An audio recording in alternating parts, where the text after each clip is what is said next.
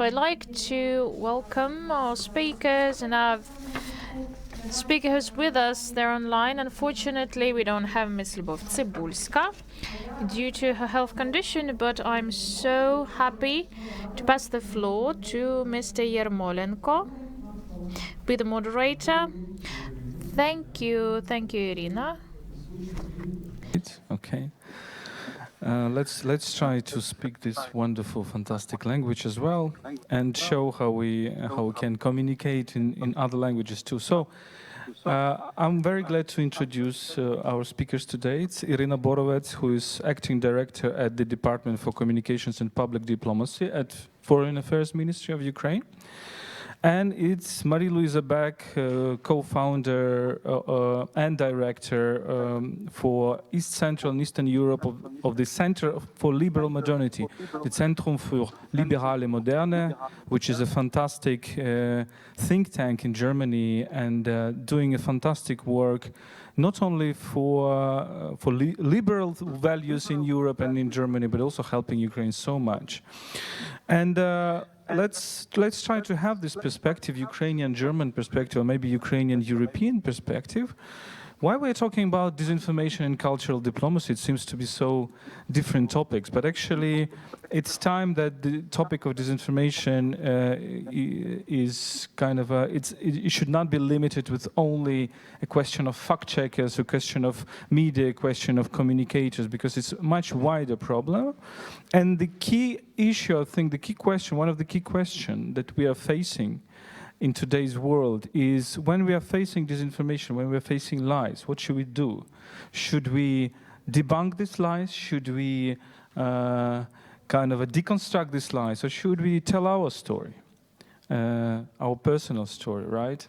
The story of our values, for example. And I think we will try to, and this is what cultural diplomacy is actually doing. So let's try to talk about these issues.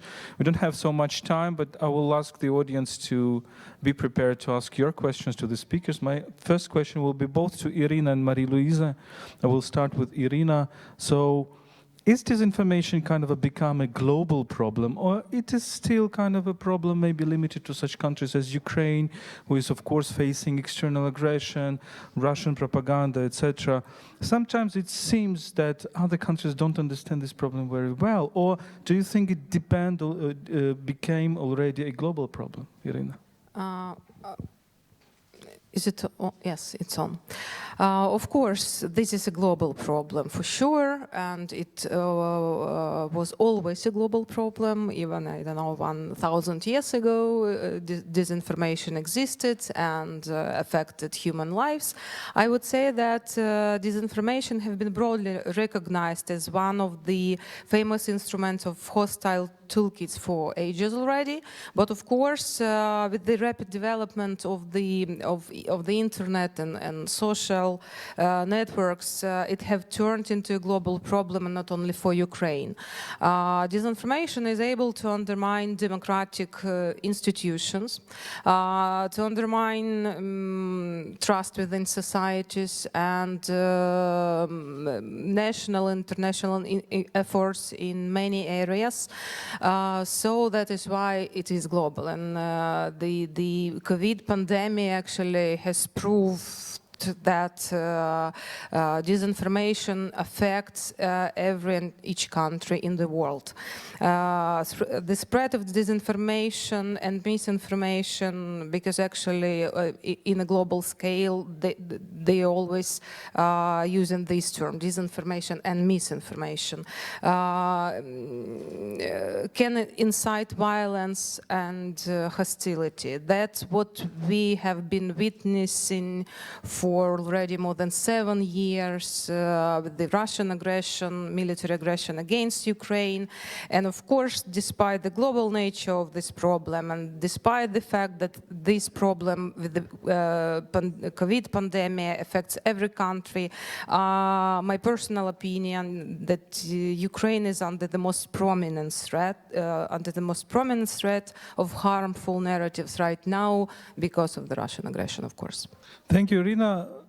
Marieluise, I don't see her on the screen. Is she here? Okay, perfect. So the same question to you: is disinformation become a global problem, Marieluise?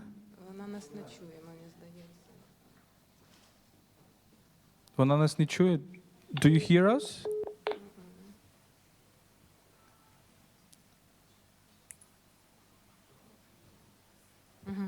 Тобто, Connection is on. They said. do you still hear us, Marieluise? No? No. Okay. Iryna, the question, so if Ukraine is on the front line of these disinformation attacks, right, sometimes it seems that we are talking to the world about our problems, but rarely about our solutions. So do you think that that other countries of the world can learn something from Ukraine in this aspect? Yes, indeed they can. I think that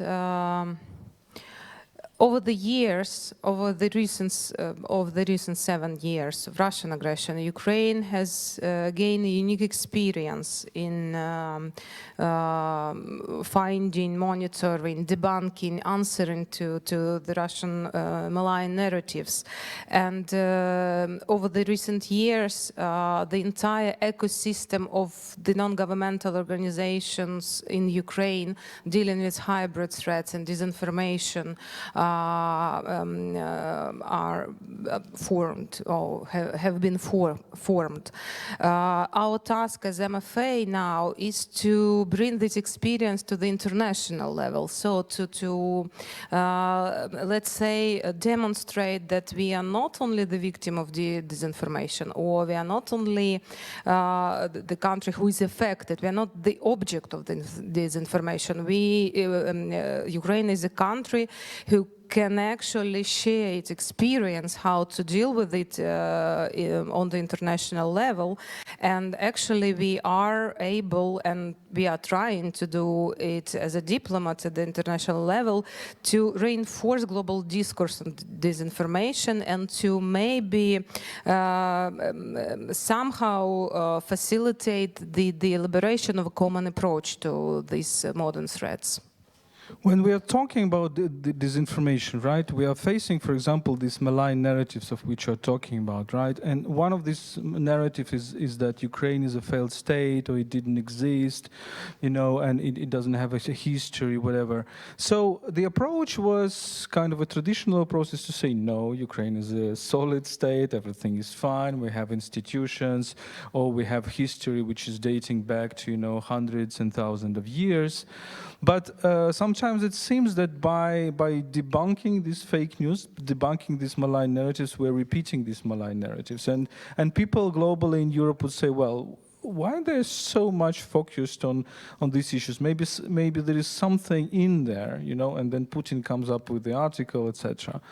Another question is that cultural diplomacy can provide some asymmetric approach, without mentioning these, you know, malign narratives, but doing something other, which can promote Ukrainian story, but without even, you know, going into this communication with hostile propaganda. What do you think? Yes, I think you're absolutely right in the sense that it's not only about debunking. Sometimes, I mean, one should be very careful with debunking itself, but because sometimes you just reinforce with your debunking the false narratives against you. And debunking is or could be perceived as a play, you're playing someone else's game. So it would be more sustainable, I say, to put an emphasis to spreading your own narratives, proactively, of course, not in the response to the propaganda or the information campaign against Ukraine, but to be proactive in, I don't know, developing a positive brand of Ukraine abroad, or spreading good news on what is going on in our countries, reforms and so on and so forth, economy economy, IT, I don't know, digitalization, history, culture, whatever. So then I think that in long-term terms, it would be more sustainable also to concentrate the efforts, and this is not case only for Ukraine, this is something which becomes global, efforts to develop the fact and source checking culture.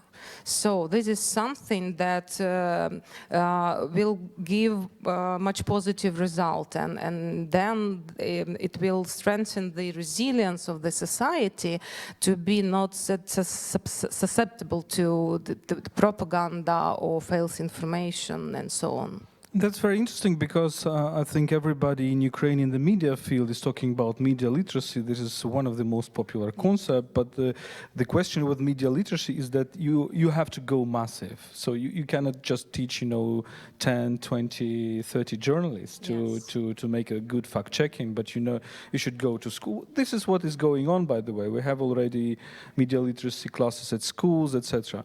But maybe culture can help in this. I see right now the innovative projects with culture, for example, when the artists are doing some job to attract people's attention to the question that, look, you can be manipulated even without knowing about it, right? So think about it. What do you think? Yes, you are right, but let's go a little bit beyond the cultural diplomacy as an instrument that you can counter propaganda. Referring to the media literacy topic, it becomes more and more not popular, but more and more effective in the sense that, as you know, maybe that this year, at the beginning of this year, the UN actually adopted the resolution on the media literacy, and the Media Literacy Week will be celebrated very soon in a month. That would be the last week of October.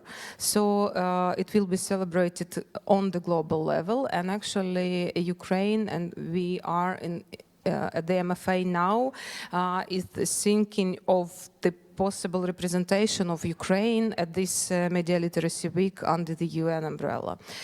So this is the political track, let's say. Then I think that beyond culture or cultural diplomacy, we could actually use all instruments of the public diplomacy in order to counter propaganda: expert diplomacy, digital diplomacy, sport diplomacy, gastro diplomacy. Even if you remember our fight with, not our fight, but Russians claim that borscht is Russian and so on. So this is also about disinformation, propaganda, and how we can cope with this.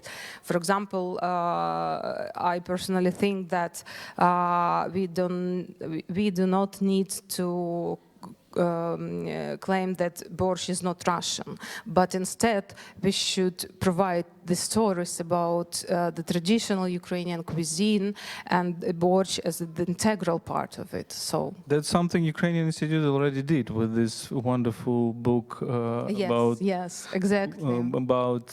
gastroculture. Do we have Marieluise finally? Yes, we have. Yes. It's fantastic. Marieluise, great to have you here. Thanks so much for joining us.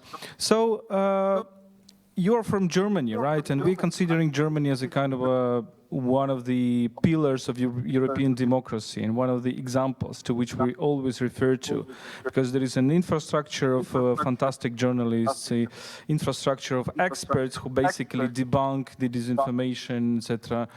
Infrastructure of ecosystem of universities. But correct me if I'm wrong, I'm increasingly seeing Germany also coming into this trap, of disinformation attacks and malign narratives coming from Russia, maybe China, maybe something else. So is it a problem in Germany or wider in Europe too? Yes.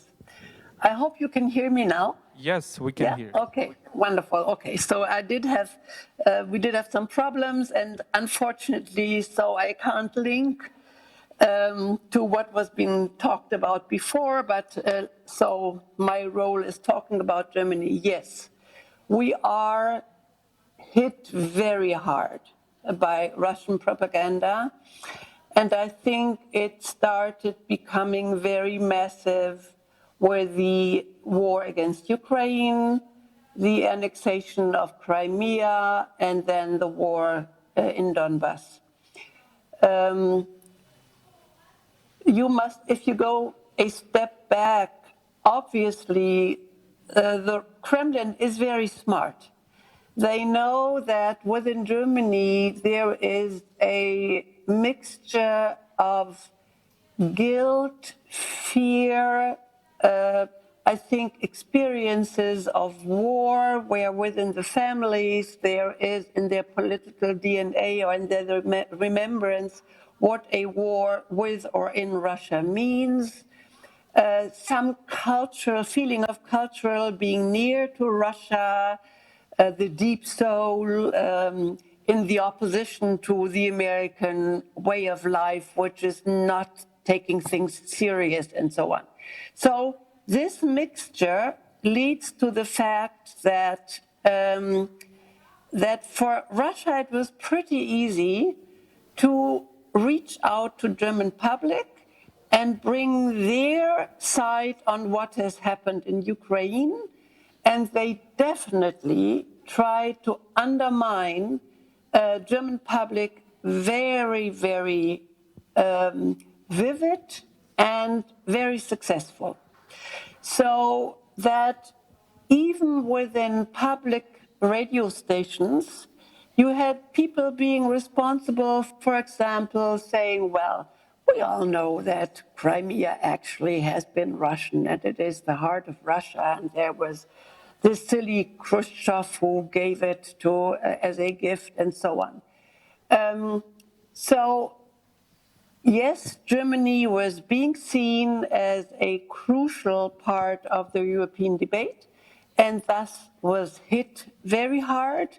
For example, in 2014 already, my office was being hacked and Germany did not take it serious. And that is the other part of Germans' experiences. There was somehow an unwillingness to see how hard the disinformation campaign was working. We were moving very slow.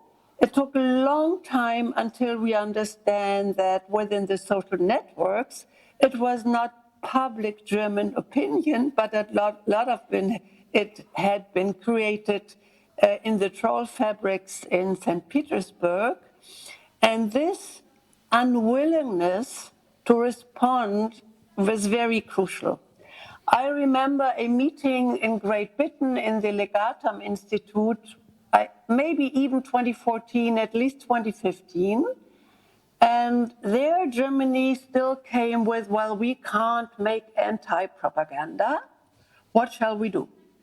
And the Brits, obviously remembering experience from the Second World War, they had already within their foreign ministry set up a task force, not for anti-propaganda, but for facts and figures, and putting facts and figures besides this hybrid disinformation campaign. We, like I said, in Germany, were very slow. We were also slow to investigate the channels which were influencing not only German but European politics. There is strong evidence that the Brexit campaign, for example, that there was Russian money in it. Unfortunately, we don't have proofs about it.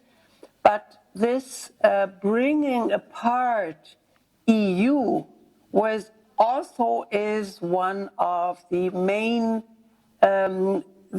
goals from Kremlin's pretty smart politics. And I think underestimation is one of the biggest mistakes we have been making in Germany.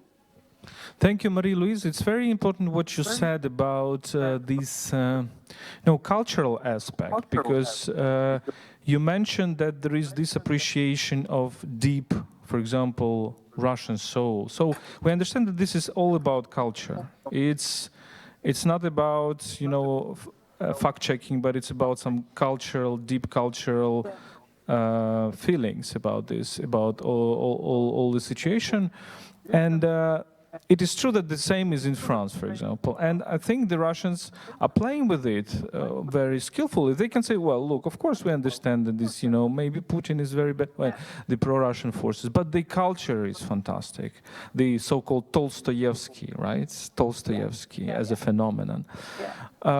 And in this respect, this is something that I think understanding of it was beyond Ukraine's effort to promote its cultural diplomacy. We see the Ukrainian Institute, we see the public diplomacy and cultural diplomacy from the MFA. So do you think we should stress on it even more and try to reach out to the public of the countries that we're very cherishing our relations, Germany, France, Britain, Poland, United States, other countries, with culture, not debunking all this fake news, but promoting more our cultural content? You're definitely right. I think I would like to walk on two legs.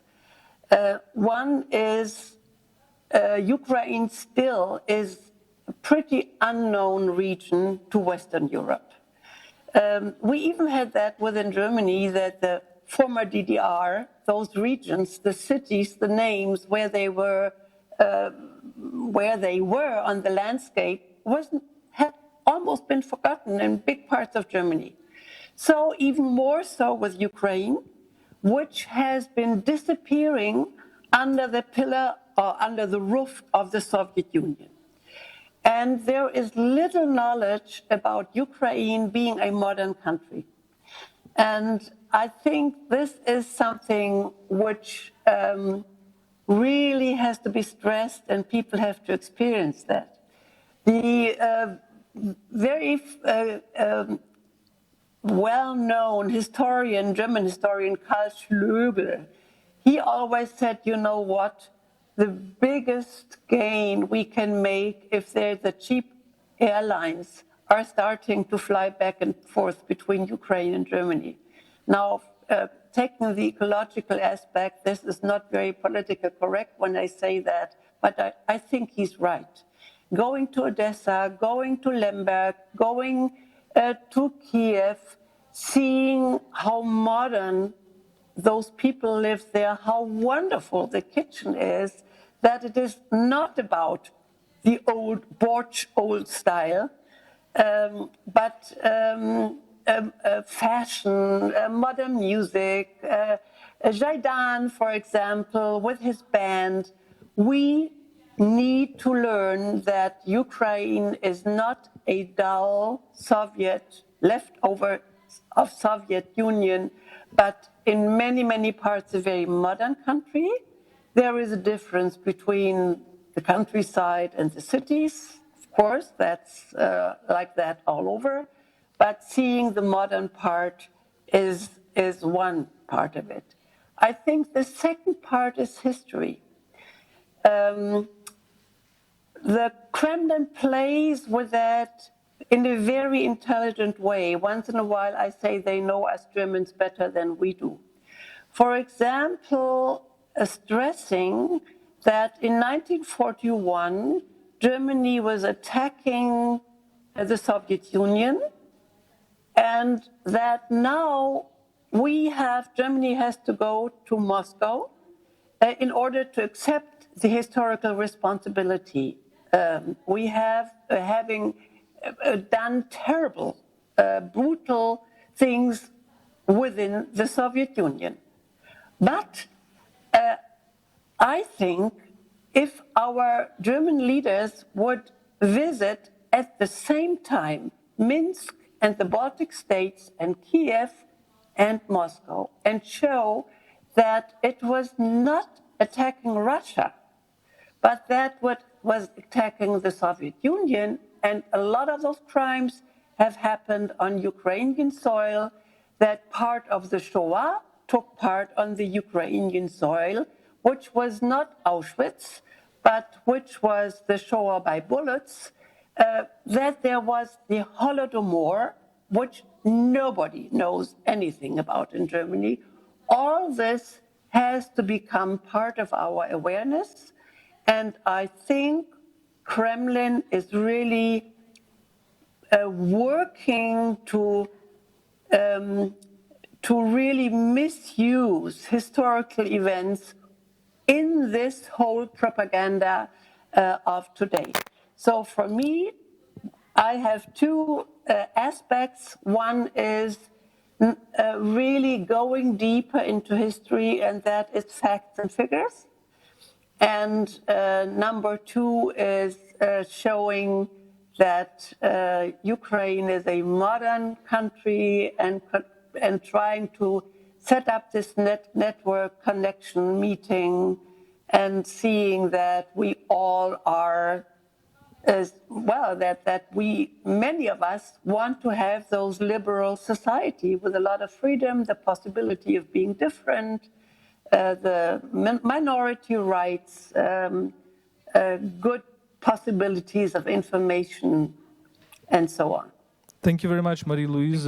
We have 15 minutes left, and maybe the audience has questions. If you do have questions, please raise your hands. We will try to talk a little bit more. Marieluise, you made a fantastic point about this modern Ukraine, and I would like to address the question to Iryna. So I think one of the dilemmas we are facing while we are talking about ourselves in the world through cultural diplomacy is the dilemma. Okay, we should prove that we are not Russia. We should prove that Borsh is Ukrainian, and Malevich is Ukrainian, etc. And this is a big trauma. But at the same time, what Marieluise is saying, that maybe we should forget about mentioning Russia and spread our own story without referring all the time to Putin, to Russia, etc. So what is the right approach? The right approach is somewhere in the middle, I would say. Of course, we should spread our own narratives, positive narratives about Ukraine. And that will help the foreign audience to understand us, what are the contemporary Ukrainians, who they are, what is Ukraine now. And you know that our official brand of the country, actually the name of our official brand is Ukraine Now. It means that you should visit Ukraine right now, because right now there are so wonderful things that are going on there, and you could miss it. So please come and see it by your own eyes. And we already do a lot just to not to answer Russian narratives about Ukraine or Russian claims on our culture and history and so on. But we are proactively building this new brand of Ukraine abroad, of the dynamic and innovative country with a long tradition.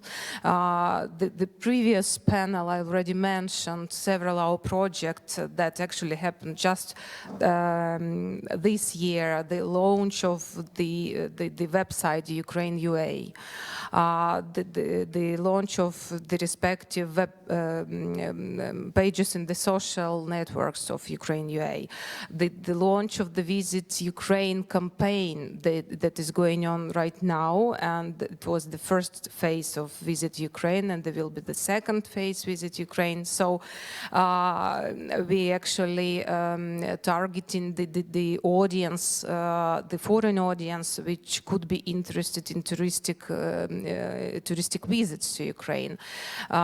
Then paying attention to digital diplomacy and understanding that actually digital diplomacy is very disseminating good news very fast. We just a couple of weeks ago, we launched the campaign on BBC, Start Up with Ukraine now, which is the promotion campaign about the IT sector in Ukraine.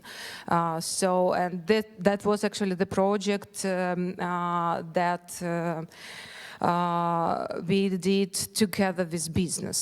So it's state efforts and business efforts. So this is only this year. So the next year, I think that we will be even more successful, and together with Ukrainian Institute, we will be able to show even more scaled projects.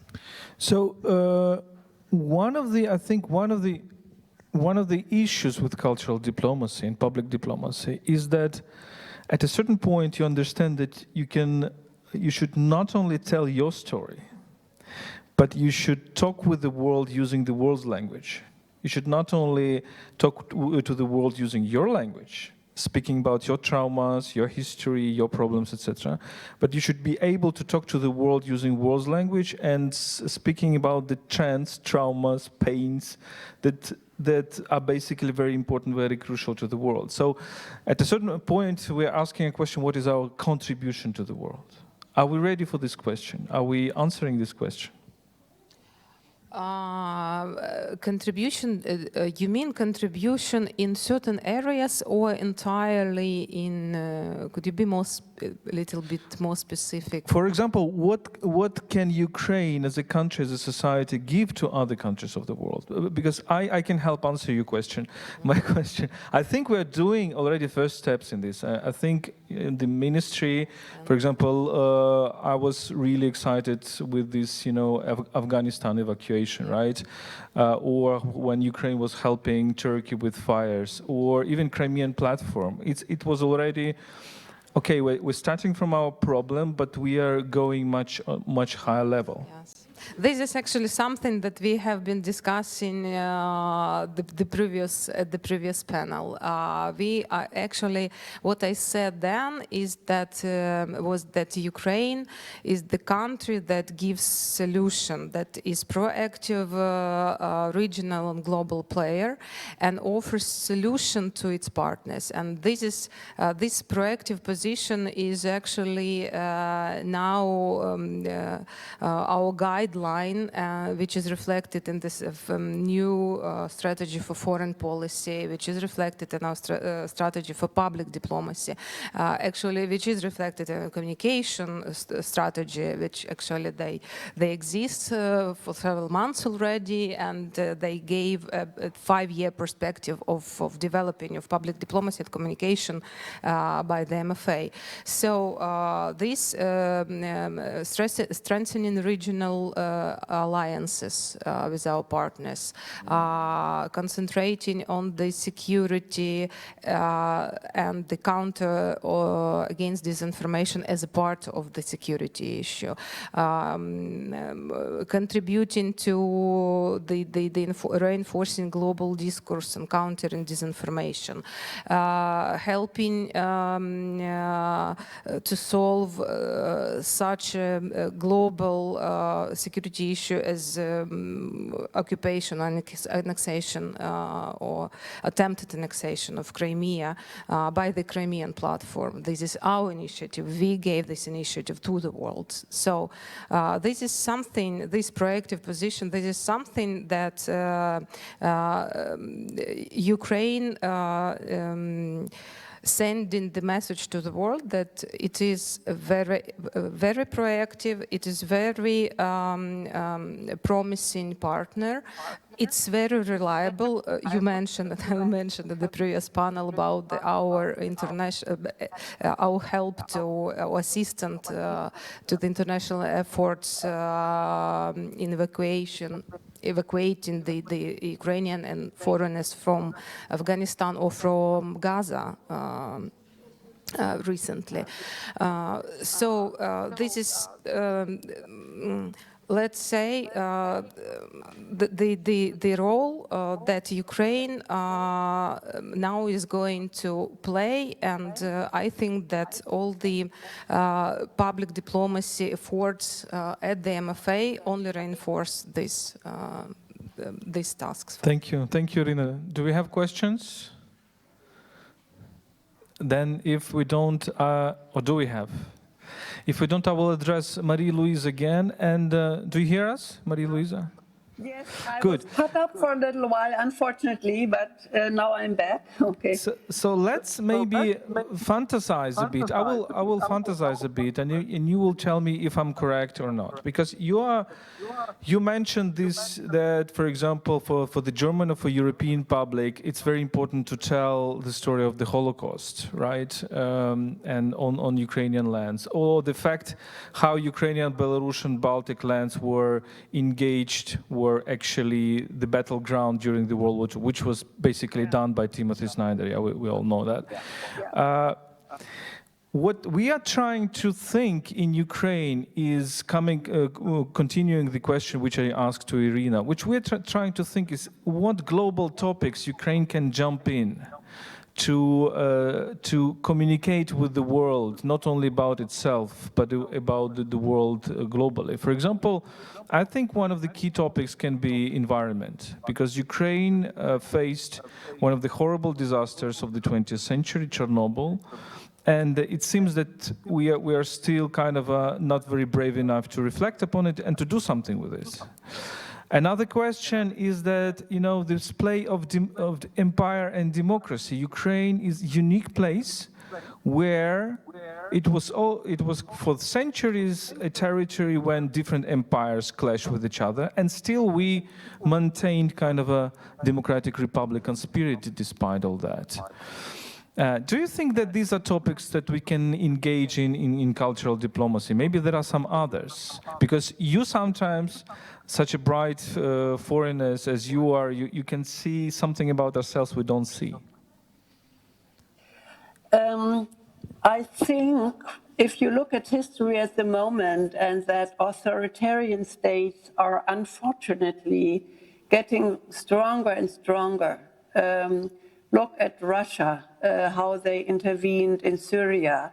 Look at the withdrawal, the way the so-called West withdrew in Afghanistan. And now we are talking about the question whether there is a West at all anymore, which meant democracy, rule of law, parliamentary system, and so on. We are really heading into a very, very different time where liberal democracy are under high pressure.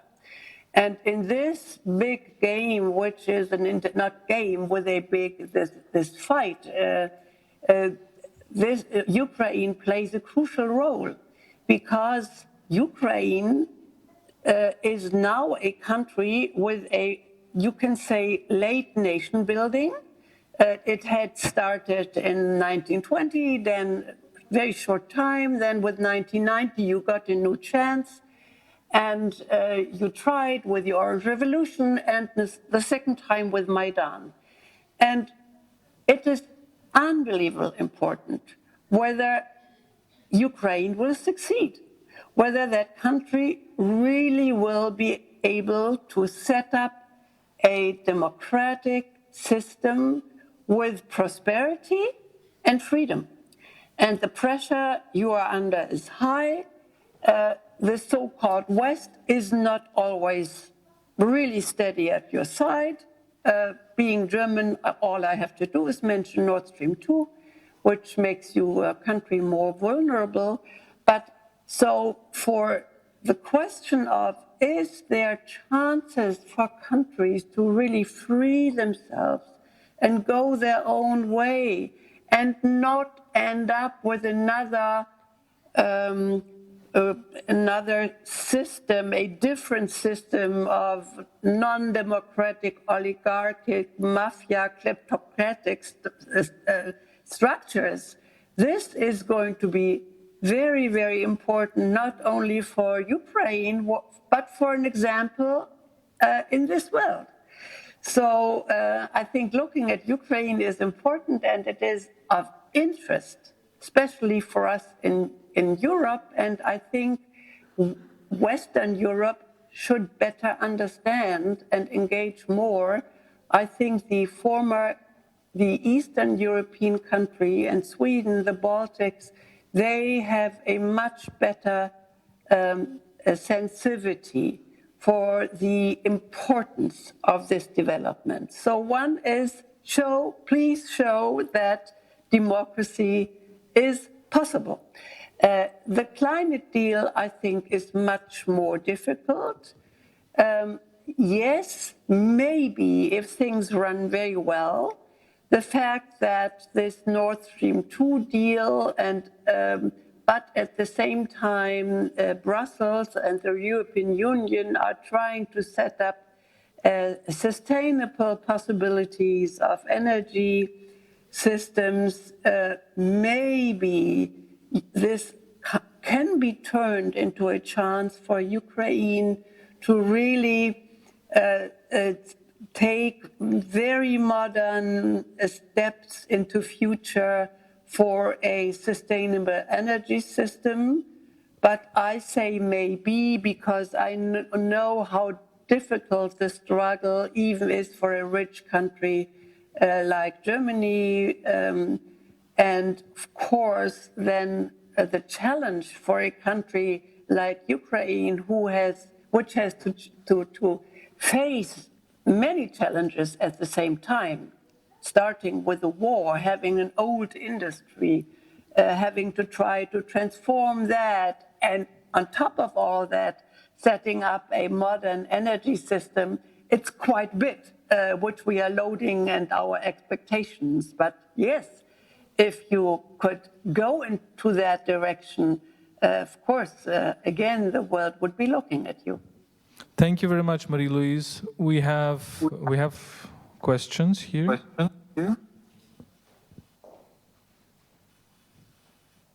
This is Adrian Karmazin. I'm a Fulbright scholar at the Institute of Journalism here in Kyiv.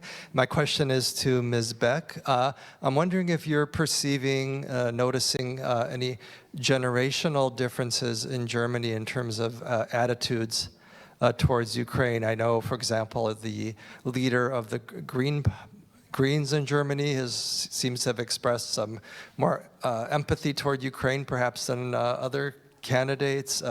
I've seen polling done by the New Europe Center showing younger Germans more receptive to EU membership for Ukraine. Are you perceiving that? And does that mean that attitudes of younger people and older people toward Ukraine differ in Germany? But what is right is that indeed, Ukraine, when it was still Soviet Union, part of the Soviet Union, with Chernobyl, a lot of people who were aware of ecological problems, which many of them joined in the Green Party, started looking at Ukraine the first time. And I should name Rebecca Harms here, who is in Germany was one of at the forefront of the anti-atomic debate we had. And since then, she has been linked to Ukraine. And as a member of European Parliament, she has been sticking to that country and promoting the interest and the knowledge about that country for 30 years. And yes, I am now working in an institution which is not party linked anymore, but I think I can say that within the Green Party, due to this ecological experience and a strong accent on human rights, there is a lot of sympathy for Ukraine and definitely for opening the doors for Ukraine for the European Union.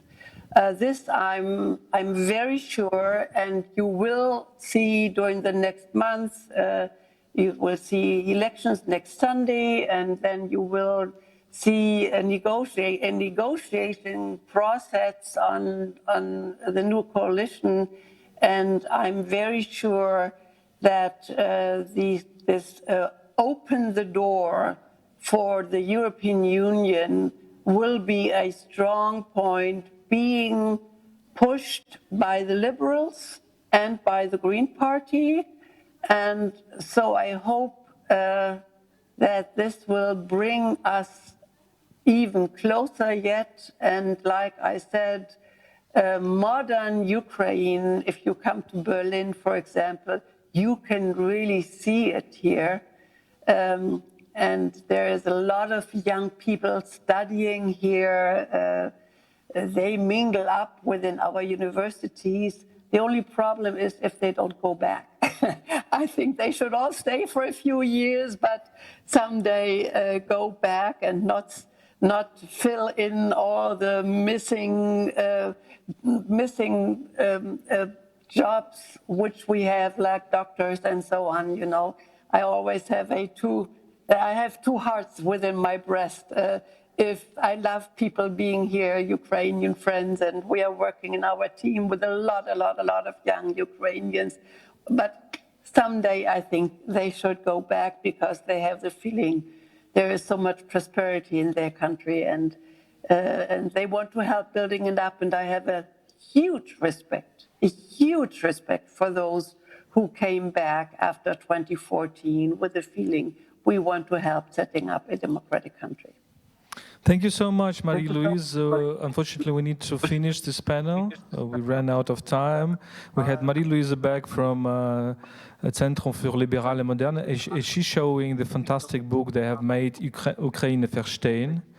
So, plus the website. The website, Ukraine verstehen, yes, it's a fantastic website who is writing. But I'm honored also to write sometimes also for your website. So, and Iryna Borovets, acting director for Communication and Public Diplomacy Department at Foreign Affairs Ministry of Ukraine. So I think if there is a takeaway from this panel is that if you want to combat lies about your country, go with culture, go with public diplomacy. That's the key thing. Thank you so much for your attention.